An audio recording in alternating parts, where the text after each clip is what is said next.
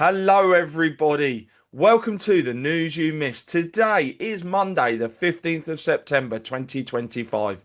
And I'm going to start off by saying I am now back from the Unite the Kingdom March on Saturday, where all I can say is you have never seen so many British patriots all in one place. We saw families, we saw football firms coming together. We saw children, we saw adults, we saw pensioners, we saw everybody. We saw the middle class. And I can tell you right now, no matter what the media says, it was a peaceful march. It was a wonderful march. Everybody was there with love. And I'm speaking from this because I was in the middle of it. I walked across London Bridge. I stood in Parliament Square. I stood in front of that stage and saw the most amazing speakers come on stage. And I can tell you now, they want Britain strong. And the way the left, the woke, whatever way you want to describe them, are trying to erode and destroy British culture is not happening. Dare I say it, Saturday was a turning point. A turning point where more people than ever stood up and said no more. More so for freedom of speech. Because I can tell you now, there was no British politicians at that event. None of them had the backbone to stand up and say, we're listening.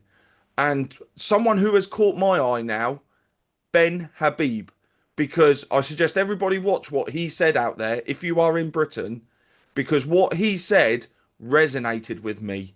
And he's the only one that's dared to talk about the subjects that the rest of the politicians don't dare talk about. So, yeah, it was a wonderful experience. And I'm here with the wonderful Warren Thornton, who was my co-host throughout the day. Warren, how are you? Recovering from an 8.5 hour stint hosting a live show, but absolutely brilliant. It was a great event. And the nonsense that you're hearing from the mainstream media, I've been in football crowds of over 100,000 many times. That was considerably larger, probably somewhere around 500,000 people when you look at where everybody was. Of course, the mainstream media are trying to play it down, and they're also trying to play up the violence. Well, there were 9 arrests. Policemen got hurt. They did get hurt because they were trying to stop people getting to the event. What they're not telling you is 5 of those that were arrested were loony lefties that basically turned up, Antifa turning up to have a go, that were corralled, and then they started swinging. A couple of crowds got together and started having a go because they were corralled together.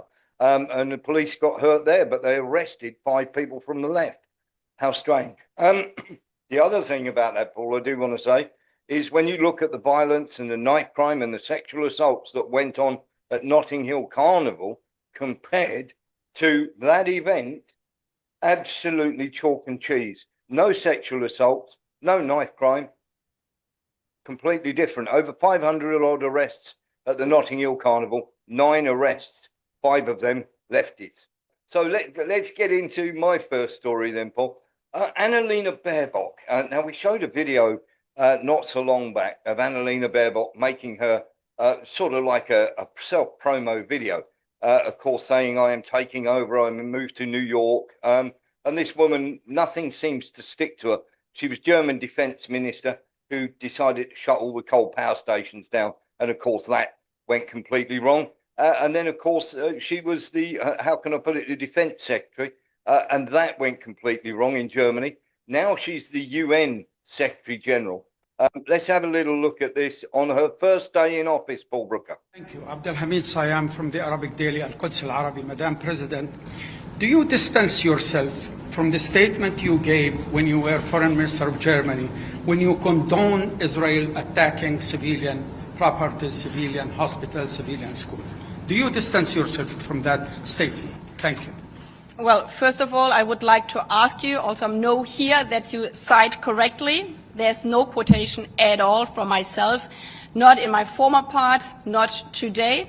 Today, I'm speaking as the President of the UN General Assembly and representing 193 member states. But again, this quote is not a quote I ever gave. So that's what she said, that she never did, Paul Brooker. And of course, people were taking it a task, and asking lots of questions. Then what happened was, just as she was speaking, somebody started playing this in the background. Deswegen habe ich so klar und deutlich gemacht, wenn Hamas-Terroristen sich hinter Menschen, hinter Schulen verschanzen. Now, for those of you who don't speak German, she's exactly condoning the bombing of schools and everything else.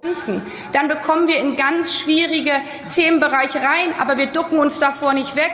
Deswegen habe ich vor den Vereinten Nationen deutlich gemacht, dann können auch zivile Orte ihren Schutzstatus verlieren, weil Terroristen das missbrauchen. Dazu steht Deutschland und das bedeutet für uns Sicherheit Israels.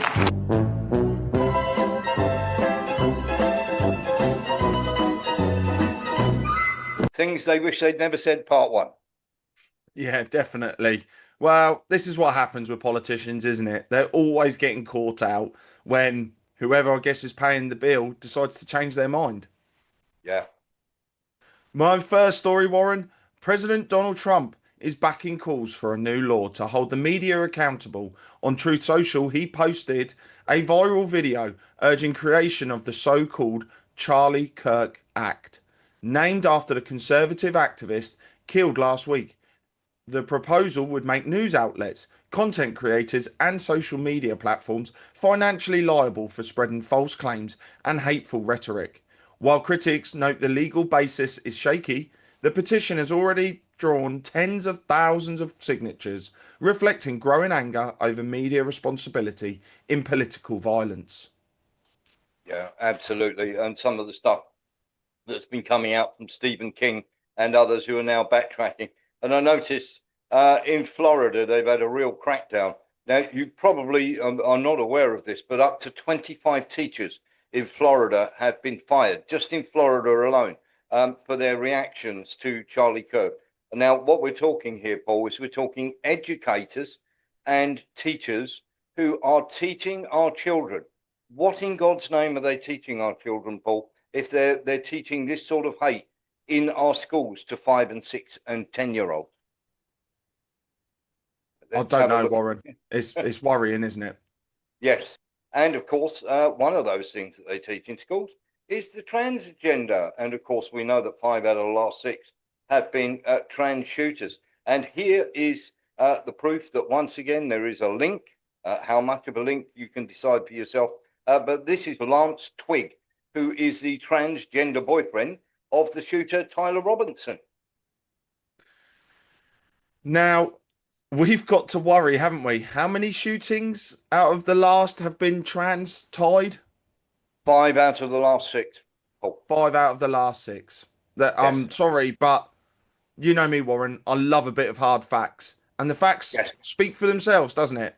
It makes you wonder whether they have emboldened mentally challenged people. And this is the result of it. Yeah, absolutely. While you like hard facts, Paul, I'm just going to flick this up because I think this is an important thing to put up so that people can see what is going on around the country and around the world. So in America, if we looked at shootings for people who, the mass shootings that are going on in America. So we've got around 338 million. It's gone up since then. Around 338 million people in America. 191,000 white, Hispanic, and everything else, and around about 2.8 million who identify as trans.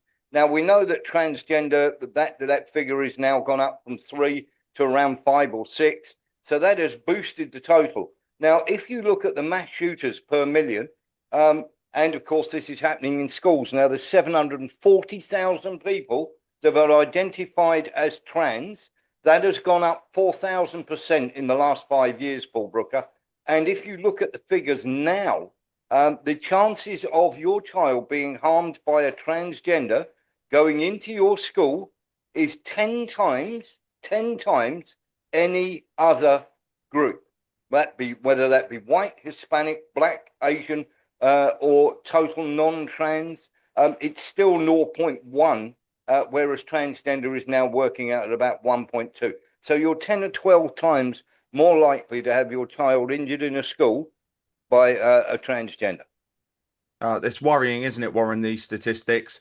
But it's Yep. all being exposed. We're seeing it firsthand now.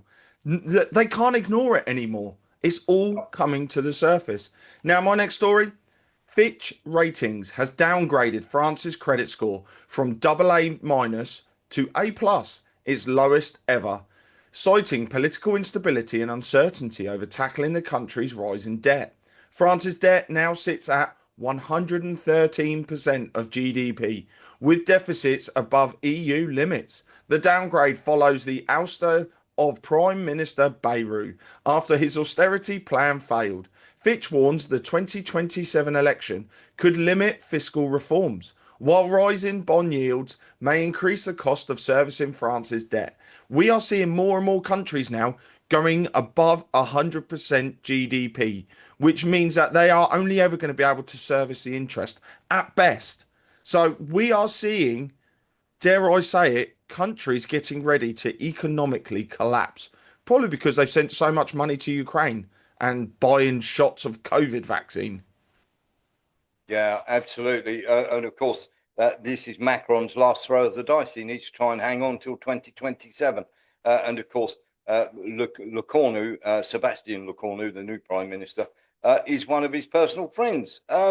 Somebody who's trying to make personal friends, because he doesn't have many left after he's burnt all his bridges, is Prince Harry. And of course, everybody's sort of looking at him and thinking, oh, what on earth's he up to now? Well, we can tell you what he's up to now. Very simply, he's wandering around Ukrainian mass graves. Now, this guy's stupidity for putting himself in the wrong place at the wrong time.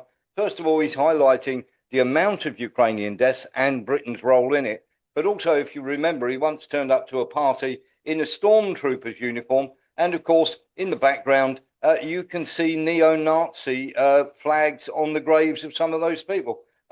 He just can't get a break, can he?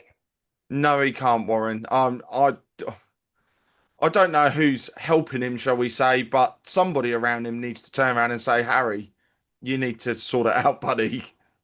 Yes. My next story. In Germany's most populous state, North Rhine-Westphalia, the AfD has more than tripled its vote share to 16.5% in local elections. The CDU remains in the lead with 34%, while the Social Democrats came second at 22.5%. The AfD's surge reflects growing concerns over immigration, a weakening economy, and voter frustration, giving the party a stronger foothold in local politics as it eyes federal influence by 2027. These parties are rising beyond belief because people are scared now. They are. Yeah. And they are fed up with the woke agenda destroying our countries, mainly being pushed by the WEF, their local treasuries, their local Bank of England, you name it. It's all coming down from outside bodies. But people are waking up, people are seeing it, and people are caring. They are. The only people in charge of countries in Europe at the moment, Paul Brooker, are just admin staff. They're not actual politicians who actually give a damn. They're just there as admin for the World Economic Forum, for the European Union and everybody else. And to give you an idea of that and how dangerous it's becoming, and people are beginning to really, really wake up, we're going to have a little look at this story because I do think it's important. The Russians apparently flew drones that can only do 755 kilometers, much further than that, to go and land in Poland. And of course, we've got the duct tape on the drones there, which show that they were put together. Literally, they were old pieces of crash drones that were put together, and they tried to frame it as though Russia had done this. Now, the Russians turned around to the Poles and said, we'll work with you. Let us know what drones they are and everything else. Then they tried to say, well, we put the motor, they put extra motors on there. They've flown them in from Belarus. They've tried everything to try and wriggle off the hook on this. Now, the problem that we have here, of course, is nobody's believing it. They had a vote at the UN to censor Russia for sending drones into Poland. 46 countries, mainly Europe, all agreed and decided it would be a good idea to censor them, while 147 countries decided it was total nonsense. And if that wasn't bad enough, this is how bad they are trying to start World War III, Paul. At the weekend on Saturday, while you were at the event, Poland scrambled jets, as did Romania, under the threat of more Russian drones coming over. Turned out, once again, to be completely false and a false flag. But these false flags are happening more and more, Paul Brooker, and this is Europe desperate to get America in and to give Donald Trump his absolute due here. And there's sometimes I criticise Donald Trump. This time I'm going to praise him.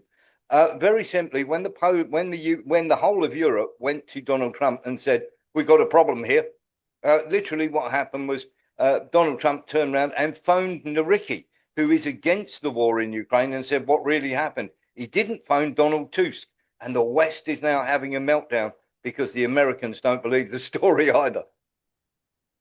That's brilliant, isn't it? And, you know, Trump wants peace. He wants peace. And how the left are freaking out because of that blows my mind. And we can see it time and time again. Europe are desperate to get us into World War III. This is why they are allowing totally uncontrolled migration into our countries, because they want to burn through their populations in a war. And they need people to replace them because they will become decimated. But it's not happening under Trump's watch. It's not happening under Putin's watch. This is the big boys telling the little playground bullies no. And I literally tip my hat to everybody out there who is working with a level head and not listening to the European lunatics who are trying to make themselves look good. And they're all desperate to be able to say that they got us into a war, they fought for our countries and all the rest of it. It's all pompadour bullshit, pardon the French. It is. And here's where you're absolutely right. And this is Paul is talking absolute sense. This is a depopulation event. It flood Europe with migrants or immigrants, illegal immigrants, whatever you want to call them, refugees, people who are not indigenous to the country. You cannot jab them.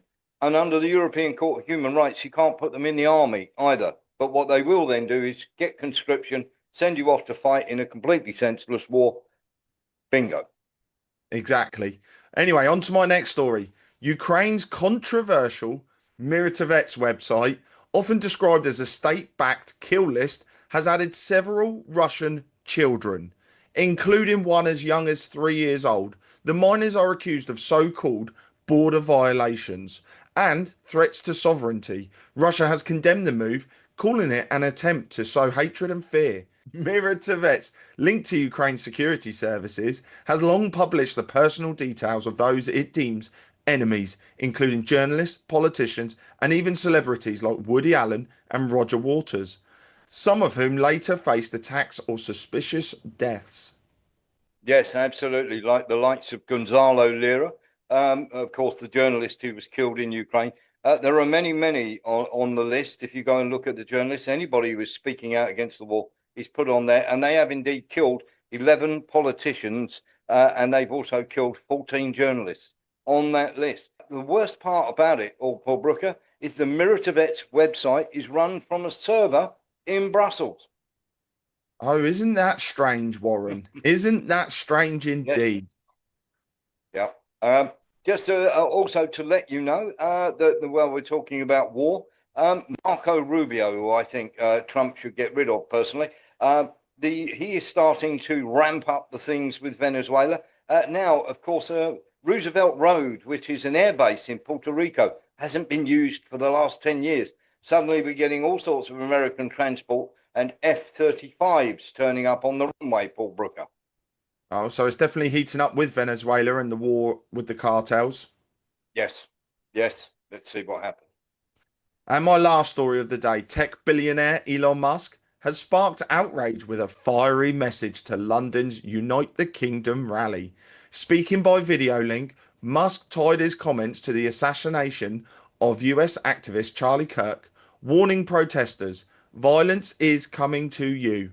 Fight back or die." He branded the left the party of murder and accused the UK government of failing to protect his people, even calling for Parliament to be dissolved.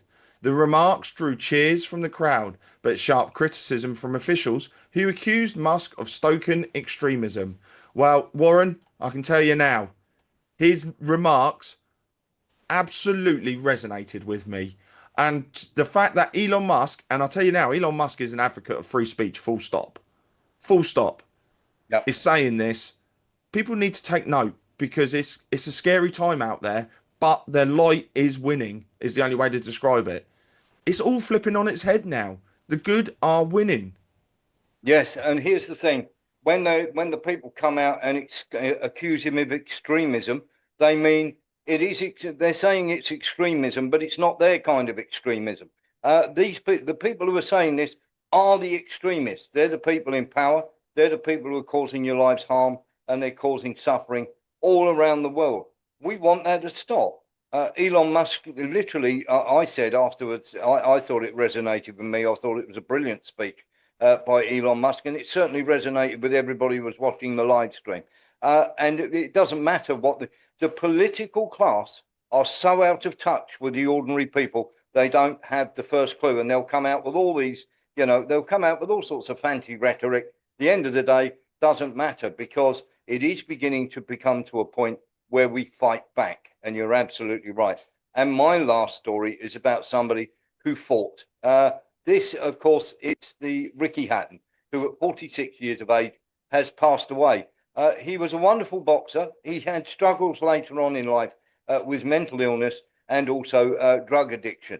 But while he was, shall we say, fighting as a boxer, he brought many, many people joy. And he was a person who didn't back down from any fight or any struggle, Paul Brooker. Yes, and unfortunately, everybody has their demons, and some people can beat them, some people can't. That brings us to the end of the show for today. And for those of you out there who do have questions and want deeper answers, head over to charlieward.com, sign up for the Insiders Club, and you can join us live every Wednesday and Saturday where you can ask questions that are burning inside you. So all that's left for me to say is take care, God bless, and goodbye. Bye-bye.